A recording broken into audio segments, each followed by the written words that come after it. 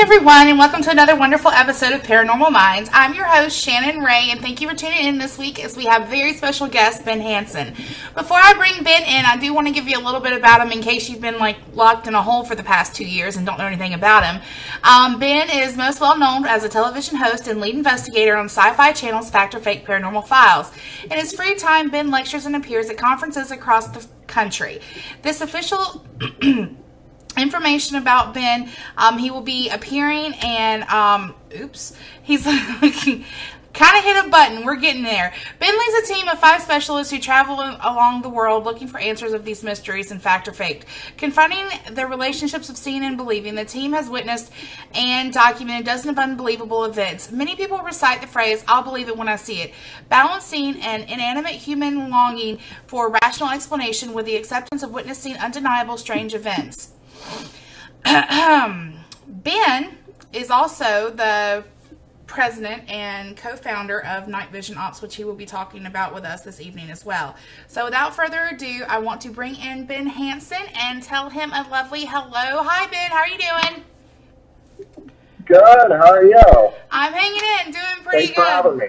Yeah, absolutely. Thank you so much for being on. If I can stop hitting crazy buttons on my keyboard, I'll be in great shape.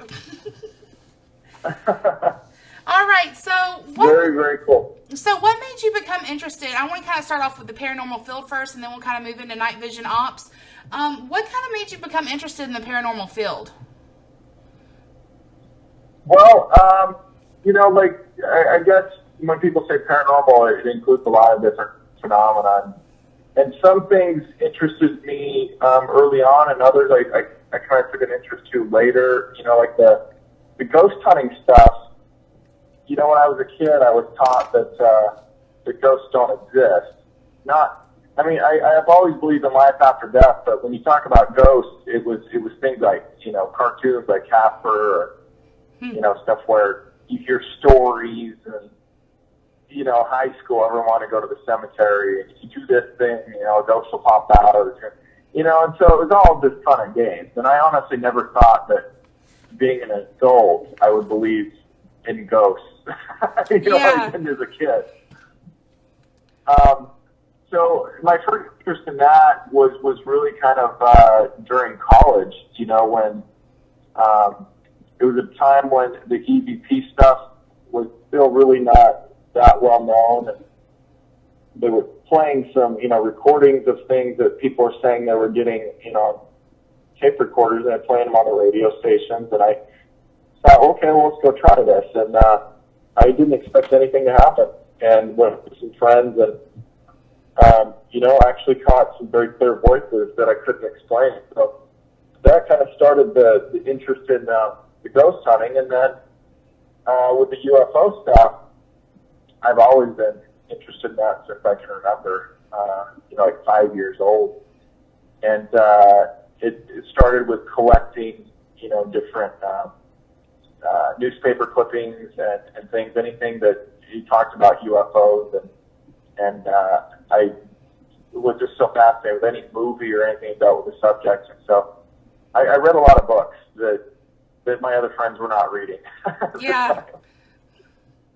And so when I was coming up too, it was a really big taboo subject. You didn't look in, now it's okay to be doing that, but I started this when I was 16 in this field, and it was really a taboo topic. You didn't go and tell your friends, hey, I go and, hunt ghosts or look in the sky for UFOs. That's just not something that you went and talked about. No, you're right. It felt like, maybe not necessarily that I was doing anything wrong, but it was nerdy, it was geeky,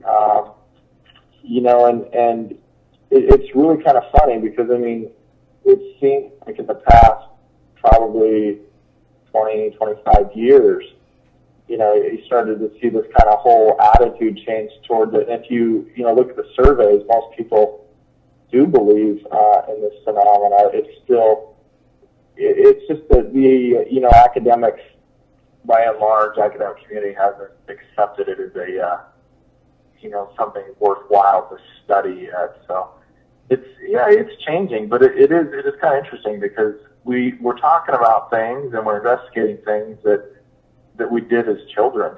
Yeah.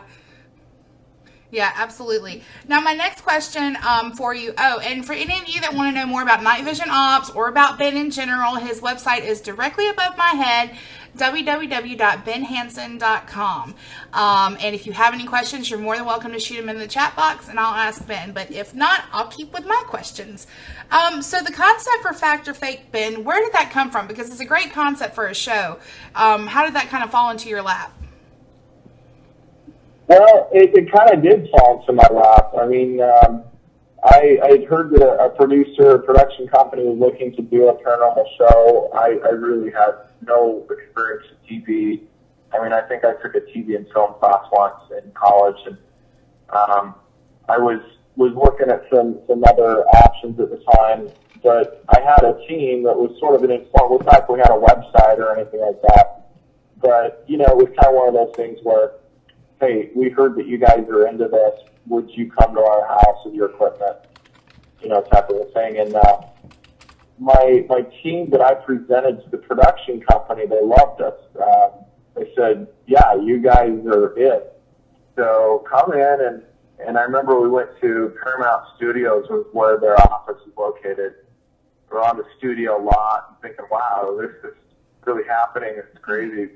Sat down the first meeting, and producer says, okay, well, what do you guys think the show should be about? I don't know much about TV, but typically I thought they had ideas that, you know, were sold or something, and then they start casting for them. So Yeah. it was kind of, you know, a little bit of a letdown, because like, oh, well, I guess we're a long ways from having a TV show, but it was cool at the same time because we were able to start from the ground level and really had some input. So we put together probably anywhere between 60 to 80% of our original idea was what the show is now. We didn't have so much of an emphasis on, you know, a rigid, hey, we've got to do 2 or 3 experiments, but it was all about testing video. It was all about capturing, you know, what people put on YouTube and looking into these things to start investigations. The main thing what I told them was, look, we're seeing a lot of shows, and you know, they'd never done a paranormal show. They did great TV, but they never really did they had one other show that was on the subject. And I said, most of them are going out and they're waiting for things to happen. You know, go to a haunted house, see if it's haunted. And there's nothing wrong with that. But it's observation-based. And I was thinking, look, why isn't there a show out there that's really taking alleged evidence that people have in the first place, testing that, seeing if there's alternative explanations, and then seeing if that location is supposedly haunted or whatever. So that's kind of what come on, you know. And then we started, you know, going online and spent just hours and hours, you know, looking at probably every ghost video on YouTube and Yeah. everything else, and the show kind of came together like that. Well, that's really cool. So, Fact and Fake covers a variety of unexplainable paranormal topics. Within those topics, would you be able to pick out one that you prefer over the other? Yeah, for sure. I think it's probably no secret to people who know me that I would say I know far more about the UFO subject than I do ghost hunting and things. And probably because, I mean, ghost hunting does have a history, definitely. There are people who are inventors, even back to, you know, Edison and, you know, his ideas of capturing voices and things. And there are inventors, there are trailblazers in the study, but ufology is more, they're dates and they're facts. And there's kind of a narrative of, you know, you talk about Roswell, you talk about all of these other, you know, significant cases that, you know, maybe the government was involved with this or that. And so those are the types of things I was reading and just absorbing like a sponge. And I know far more about that than I do the other phenomena, and I lecture on it as well. Yeah, that's really cool. Now, we do have a question from our chat room. Have you ever said that something was fake, or that you later found out it actually was fact? Well, I don't know that I would even go as far to kind of, I guess, being like a politician, right? I don't know that I would ever come out and say something was fact either. I mean, by saying fact, am I saying that I have definitive proof, that we have alien visitations here on Earth? No, I don't. But maybe something that I thought was faked or explained, and then it was still unexplained, and maybe further supported the other hypothesis. Yeah, had a number of those cases. Yeah. There were, I'm trying to think of one in particular, was the house in Florida, the David Eckhart and his family. He had this alien creature that was kind of, he and his wife were experiencing some very strange things, waking up in the middle of the night, and they would see glowing light in their room. And it was like 3 a.m., so several hours before dawn. And having nightmares that coincided with each other. So he set up these cameras and started experimenting with strobe lights and mirrors and everything. Started coming up with very, very strange images. And one of them has this, looks like a sort of a child type height creature entity, like coming around the side of his bathroom door. And I'm thinking, okay, right, this looks too perfect. And, but interviewing him and his wife, I really felt like they were being truthful as to what they experienced. Uh-huh. Not necessarily meaning that their interpretation is what happened, but I really don't feel like we found any evidence that they were involved in a hoax.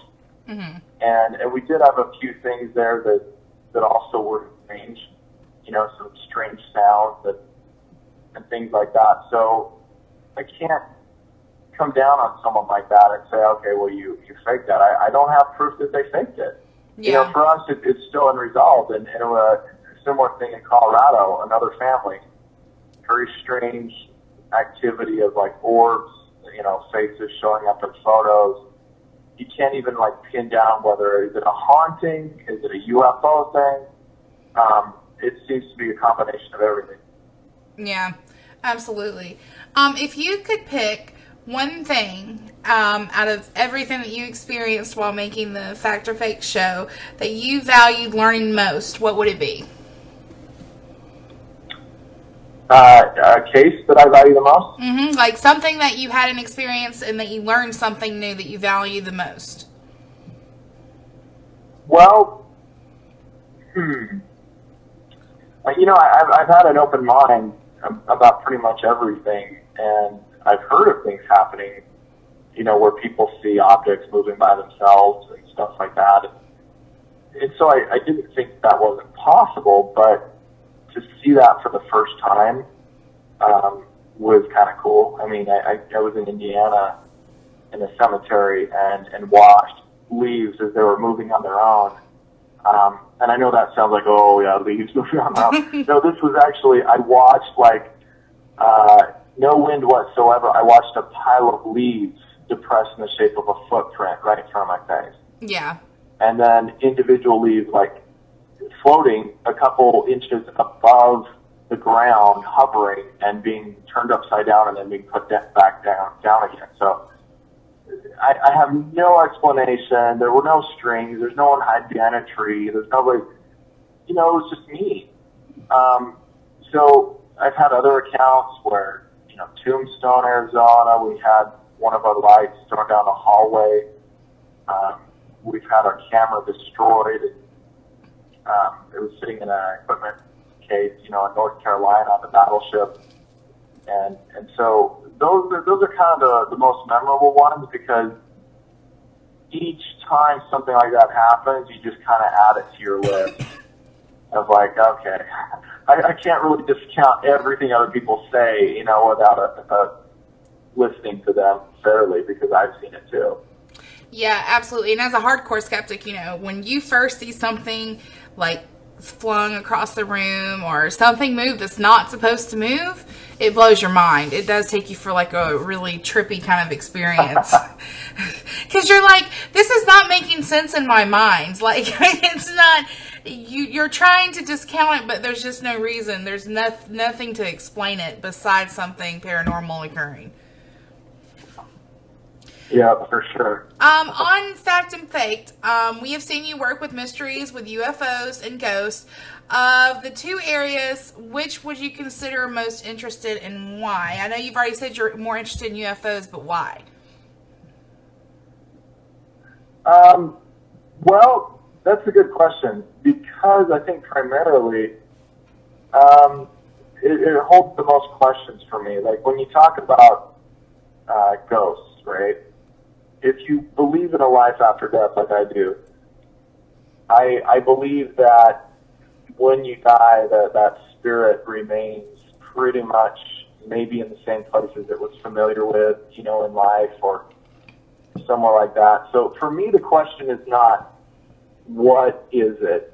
I think I pretty well understand that. But for me, it's like, how? How are we able to capture it with our technology and start to catch up to, what some people consider is not science? Well, I think it is. I think we're just starting to catch up to measure and quantify and record these things. But with UFOs, to me, it's not just the how, it's the who. Who is this? Is it simply, advanced military technology, or are we really being visited, from other worlds? And how are they getting here? How are they moving in and out of our world or traveling to our world? So there's a lot more questions with that than I think there are for me with ghost hunting. That's kind of why it intrigues me a little more.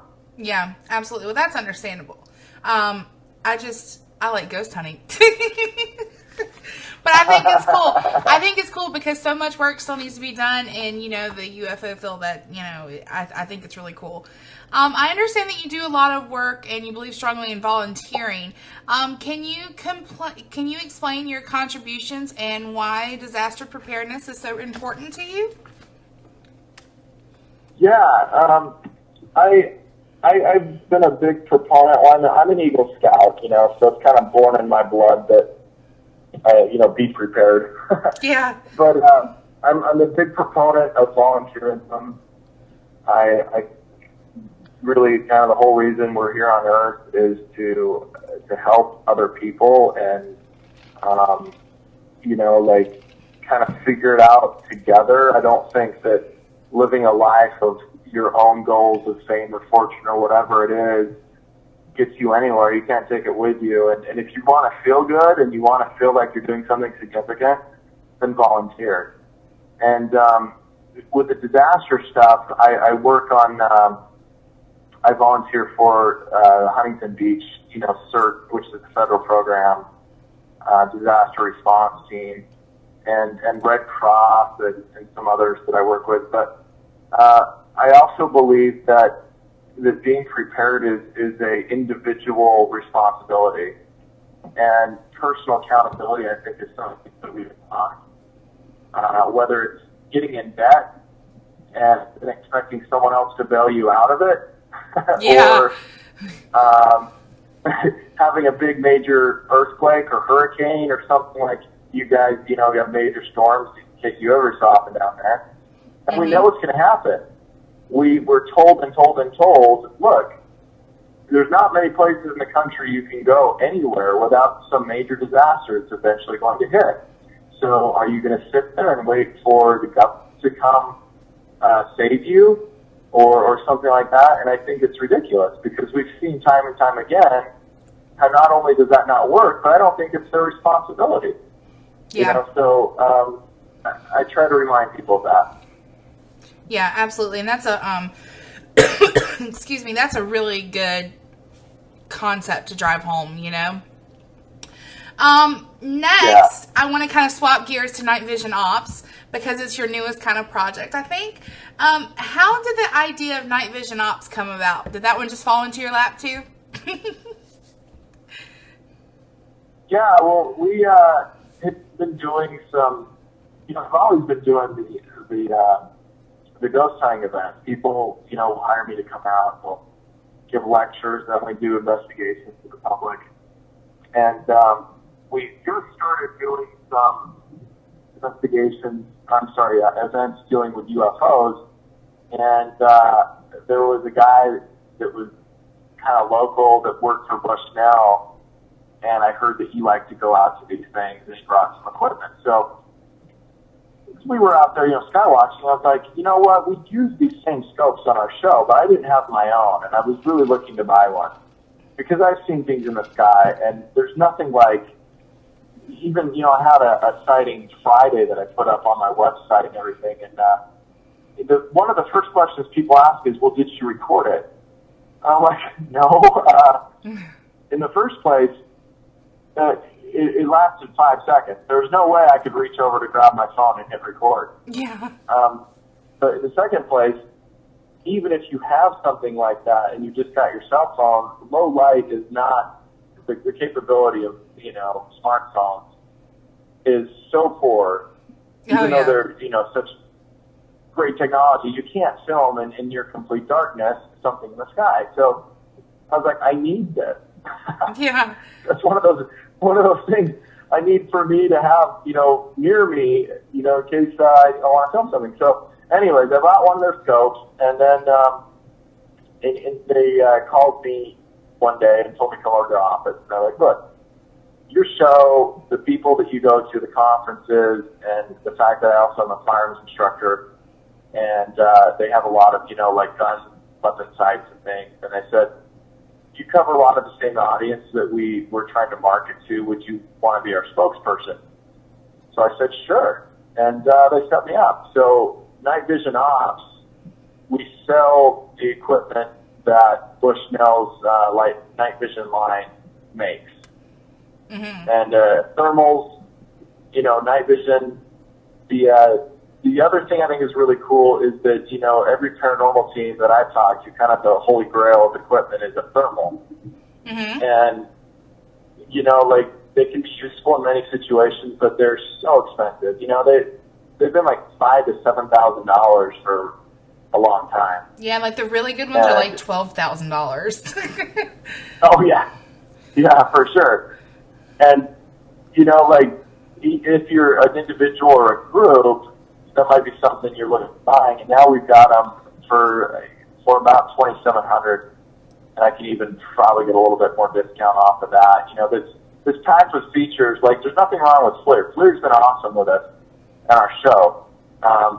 But for, overall best value of the most features, I think that paranormal groups are looking for, I really recommend, it's called the TMX, TM-X is one of them that we sell. And then, of course, if you want to film at night, we've got iPhone adapters that hook right up to the Night Vision, and you can record in full HD. That is cool. It's really cool, and you can add that to your toolkit. You don't have it for Android? What's that? You don't have that adapter for the Android phone? For the Android, I'm trying to get them to do it because I don't actually own an iPhone. I'm looking at buying a used one at the moment just so I can show people how it works. That is so biased. I've got a Galaxy 3, and I'm trying to get their little techie guys to see if they can make something. The problem is, and Apple's been smart about this, is they make every phone the same with slight variation. With Androids, how many different types do you have? Like the camera lens just doesn't line up in the same place. Mm-hmm. And that's what these adapters go into a thing, has to line up with the scope. And so I would like to see something made for that, though. Yeah, because Androids are better, just saying. So my next question, with the thermal and everything that you were talking about just then, does it do the same things and have the same recording capabilities as FLIR does? Yeah, even better, I would say. FLIR came out with if you look at our first seasons of Fact or Fake, when we use our FLIR camera, you'll notice that we put a backpack on, and we always have the backpack. It's because we've had to hook up cables that go from the FLIR camera or scope. It's not really a camera because it doesn't record on board. Mm-hmm. And we had to have cables go to a mini cassette recorder in our backpack, which was, to me, made no sense. I'm like, come on, guys. But you see, like FLIR, primarily, they don't make ghost hunting equipment for ghost hunters. What they make are, measuring devices for people who are looking for heating leaks or electrical problems, and they don't usually have to record, what they're looking at. So, anyways, they only recently started putting in built-in SD cards, and there's a couple cameras they have out there that have them, but a lot of them still don't even have that. So what the TMX I was talking to you about has a built-in SD card, or you can take those cables and put it out to a monitor too if you're like at your base station and you want to have a camera on a tripod. And it's got, I don't want to just sit here and sound like I'm plugging the heck out of it, but when people ask me, what kind of camera we get, I said, get that. It's got live tracking, so if you set it up, and it's kind of like the full spectrum cams that have that little square that will follow around motion. Same type of thing. Wow. So if that square is moving, it's detecting heat movement in your picture. Yeah, absolutely. So it's pretty cool stuff. And with the affordability, like the biggest thing is the affordability. When you have affordability and more people out there using it, the more likely you are for more people to capture these kind of phenomenons that we can use to help advance the field. So, for sure. Just the way I think. People will take it more seriously, and it's not something that you maybe just wake up one day unless you got a lot of money. It's like go buy one of these.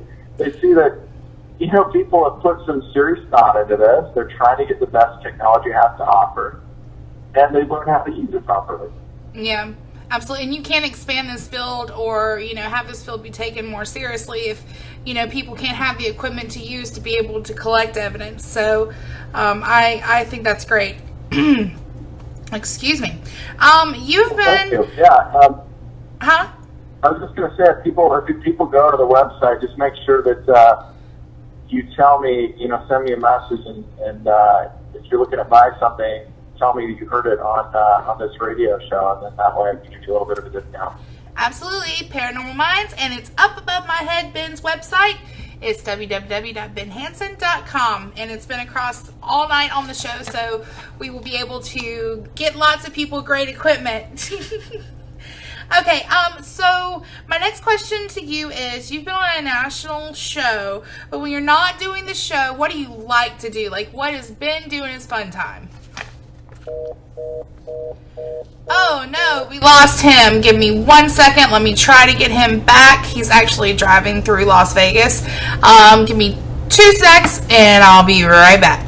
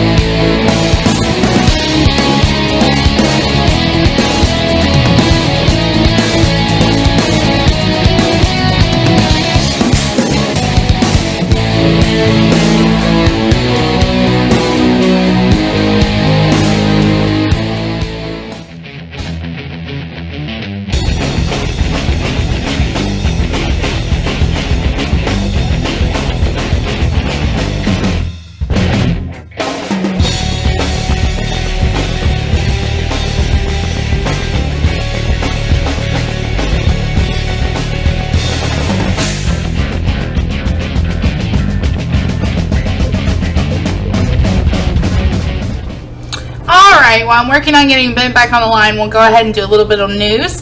Paranormal news. I was going to do this at the end, but I'll go ahead and do it now. Kind of fitting in with what Ben was talking about with UFOs and things of that nature. This topic and this title of this article comes from the English SamMayLive.com in the technology section. It says, world's largest radio telescope may confirm alien life by 2024. Humans could make contact with alien life within 12 years with the aid of the world's largest radio telescope, a leading UFO expert has claimed. One of the key questions, whether extraterrestrial life exists, could be answered by 2024 with the development of a supersized 1.3 billion pounds radio telescope, the online media reported. The development of the Square Kilometre Array, or the SKA telescope, will unleash new and exciting possibilities, according to the former UK Military of Defense UO project leader Nick Pope. Nick Pope says, I will be controversial and give you the exact year of when I believe first confirmation of contact will be made, and that is 2024. The year in which, if everything goes according to plan, the Square Kilometre Array, or the SKA, will be fully operational. Pope, who studied UFO sightings at the MOD for 21 years, said the SKA should be started and operational in 2016. It is said to be the world's largest radio telescope and will answer some of the fundamental unanswered questions of our universe. Made up of thousands of radio wave receptors covering 4921 square kilometers of the Earth's surface in the Australian outback, scientists have claimed it will provide alternate views of the universe than those seen with the optical telescope. Scientists leading its development have suggested the SKA will be 50 times more sensitive and will survey the sky 10,000 times faster than any other telescope. It will give astronomers insight into the formation of evolution of the first stars and galaxies after the Big Bang, if that's what you believe. The role of cosmic magnetism, the nature of gravity, and the possibility of even life beyond, a spokesman for the SKA said, which is, like I mentioned, the nickname for the telescope. If there is a civilization within 100 light years, this telescope could find it. We are now beginning to have technology, whether it's the SKA or maybe other telescopes, that are being developed that will allow these possibilities. We are searching all the time for a shadow Earth, Pope added. So, with that being said, extraterrestrial life could be confirmed as soon as 2024, if you believe this guy Pope, which I believe is really cool that we are continuously building up more and more cool equipment to power up and to look further out there. And sometimes you have to be careful what you wish for, because I think if we find it, some of us might be a little bit scared. So hopefully I'm going to try to get Ben back one more time. If not, I got another plan. I'm a woman with all the plans. So give me just a minute and we'll be right back. And here we go.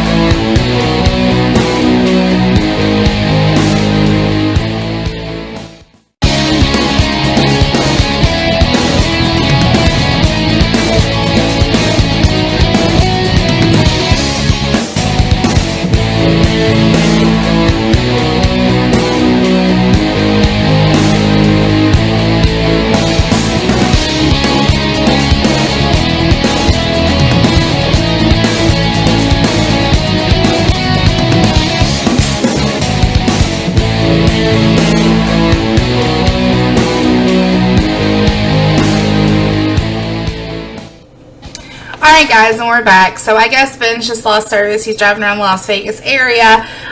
So what we're going to do is I'll finish out the night with paranormal news. So, yeah, that's all we can really do. Anyways, the University of Ohio baseball players think a ghost is stealing their girlfriend's underwear. Here we go. You know I like to keep it kind of fresh. We had the serious with the alien telescope, and now we're having the funky with the underwear. 5 University of Iowa baseball players and 1 hockey player claim they are being haunted by ghosts that move TV remotes, change the channels on the TV, and even steal the underwear right off their girlfriends' bodies while they're sleeping. The students moved into a house near the Iowa campus in Iowa City 2 years ago, according to Deadspin, but claims that paranormal activity there has increased only recently. One student says he saw the ghostly figure of a little girl in his room. Others attest to a chair being moved around the kitchen. One player said he inexplicably became depressed and had low energy when he walked into his bedroom. But the strangest unsolved mystery of all, of course, is the underwear thing. The Daily Ohioan has more. On 2 separate occasions, girlfriends of players have had underwear removed from them while sleeping, even though they were wearing pants. Each time the undergarments were discovered in another place. Weird, right? If it's true.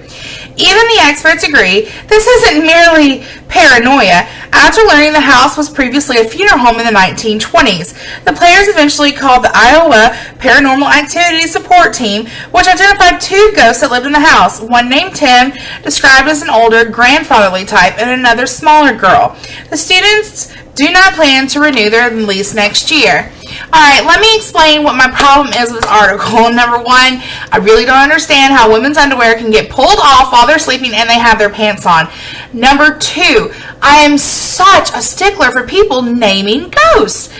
How do you know this grandfatherly figure's name is Tim? Did he tell you?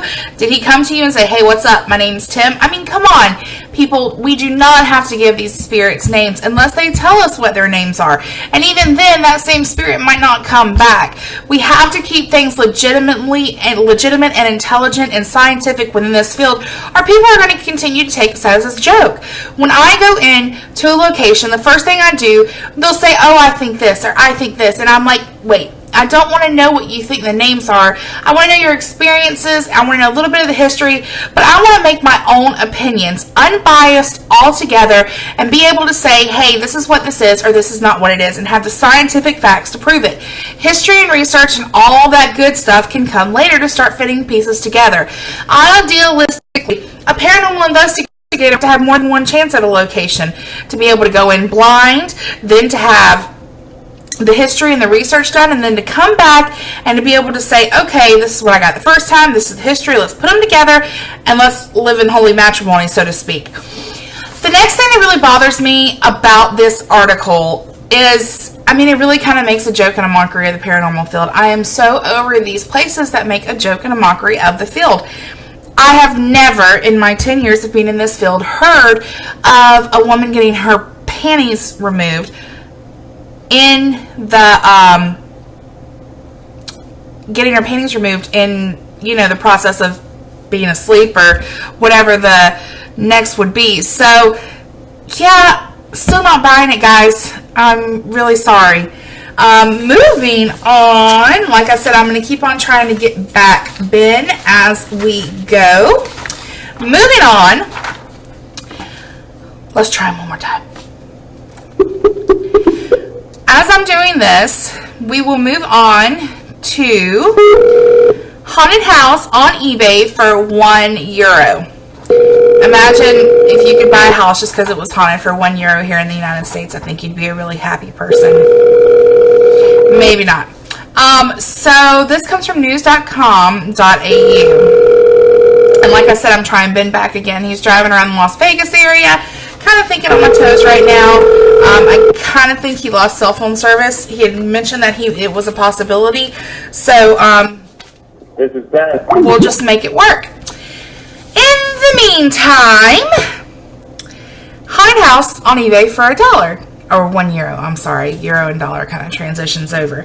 A house which has been described by its owner as being haunted has been listed on eBay for just €1.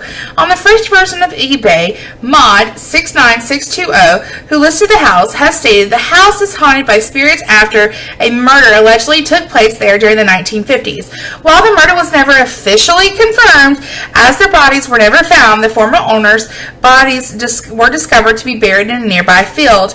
Paranormal incidents have reportedly become witnessed in and around the house, including random knocks on the windows, strange voices and murmurs, weird noises, and moving objects. The house is located in Arabisle in the Rhône-Alpes region of France and is a 110 square meter home on a 350 square meter block of land.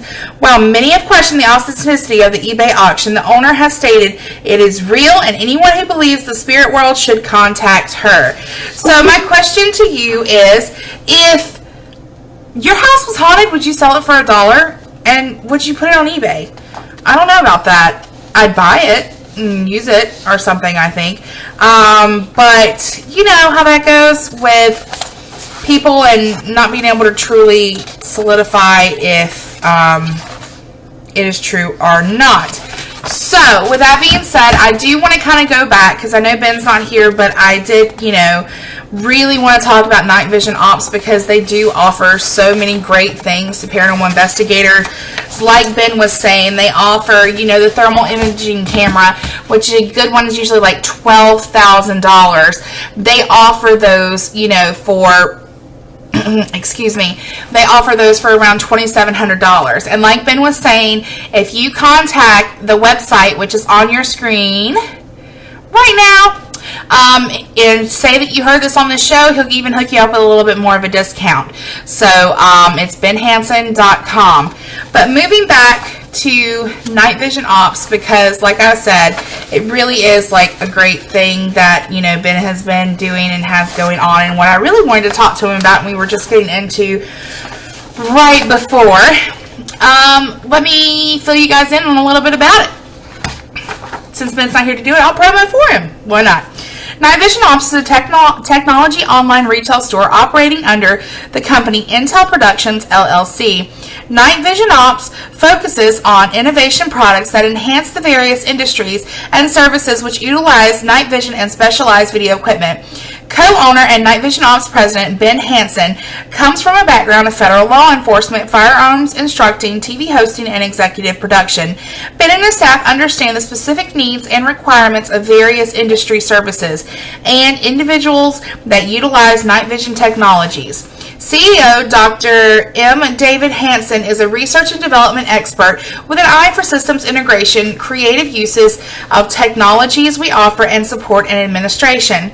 Most of the products you will find listed for sale on the site are developed and sold by Night Optics USA, whose parent company is well-known and respected international outdoor product company Bushnell. In business for more than 20 years now, Night Optics USA offers and assembles products manufactured in the USA with very few exceptions. Their unparalleled quality of product material and concentration is backed by their excellent reputation within the international community and their association with Bushnell Company. Buying a night vision system for personal use or for deployment within your agency or organization is an important decision which can result in a costly mistake. I've had many people contact me and go, "Hey Shannon, I bought this DVR system and it's really bad," and I'm like, you should have done the research. And a lot of paranormal investigators make this mistake. If you are doing business with the wrong company, within most of the well-known night vision companies are manufacturers and distributors who are constantly forthright with their advertising of actual technology components they offer for sale. Bushnell and Night Optics USA are names you can trust and are not cut corners in workmanship, misrepresent their product line, or falter in their integrity. Ben Hanson was approached by the Night Vision USA and asked to become a spokesperson for the company because of his expertise in many of the diverse activities and services where night vision is frequently used. Whether you're looking for night vision or thermal system for use in law enforcement, security, firefighting, TV, film production, hunting, camping, or sport applications, military applications, sky watching, and search or rescue, let them help you find the perfect system for your needs. It's what they do. Please contact them with any questions that you may have. Once again, the website is right below. For additional information about Night Vision Co-op's co-owner and president, Ben Henson, please visit his website at www.benhanson.com. There you'll find information about TV production, projects, and events and appearances, firearms instruction, and more. Woohoo! That was fun.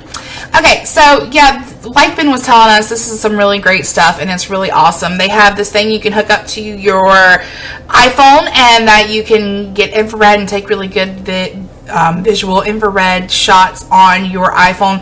And they also have the thermal imager, which is relatively affordable considering the fact that some of them are $12,000 and these are selling for $2,700. And like Ben said, if you visit his website, which is on your screen again right now, you can get it for $2,700, and if you mention the show, he'll even discount it a little bit more for you. So definitely go and check it out if you do nothing else, because that would be a good investment. So, for sure. All right. The next thing we're going to do, since we finished out Night Vision Ops, I'm so sorry we lost Ben tonight. Hopefully we might be able to get him on at a later time when he's not driving around Las Vegas. But we want to finish out with paranormal news. And I know some people, this is like their favorite thing when I rip apart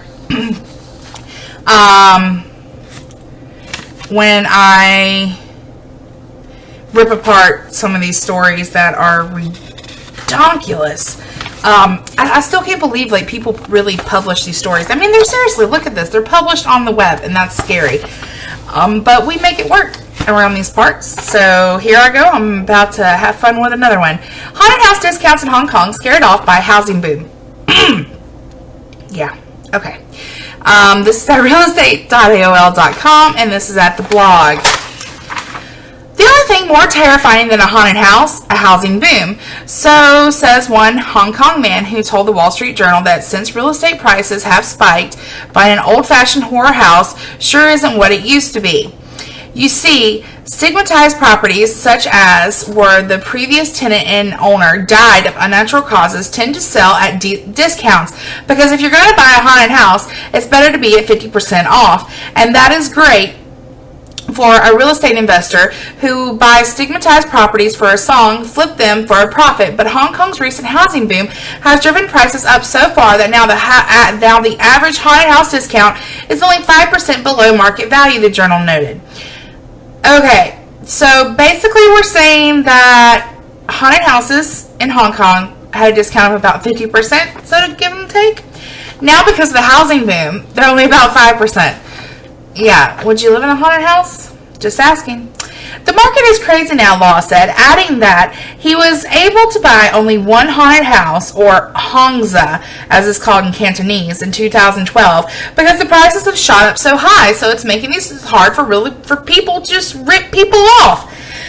But there may be a little consolation. He's able to rent a few of his properties at market rate. All my tenants are very happy, Lou said. Not one has complained that they've seen a ghost. Phew! Well, then feel free to troll some haunted house listings in Hong Kong. If you're like lawyer Aaron Belslide, living in ghosts should be a piece of cake. Belslide told the Journal about his experience renting for $1,700 a month a two-level penthouse in Hong Kong. That's 40% below market price in the area. He put it simple.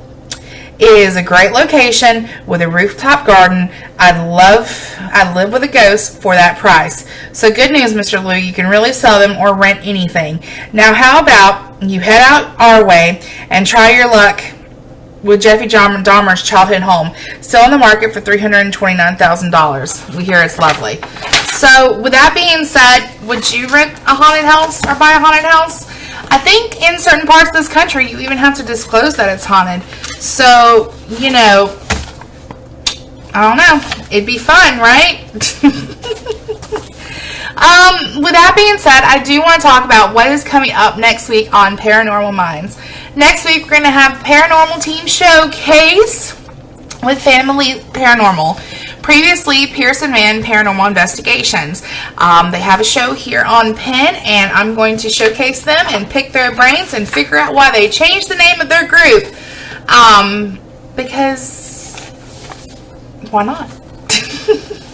I'm sure there's something interesting behind all of that. With that being said, I am so sorry that I could not get Ben Hansen back tonight. I'm sure he's such a super nice guy. I'm sure he's not happy about it at all. But hopefully we'll have him back on a later date. At least we had him for about 30 minutes when we did have him.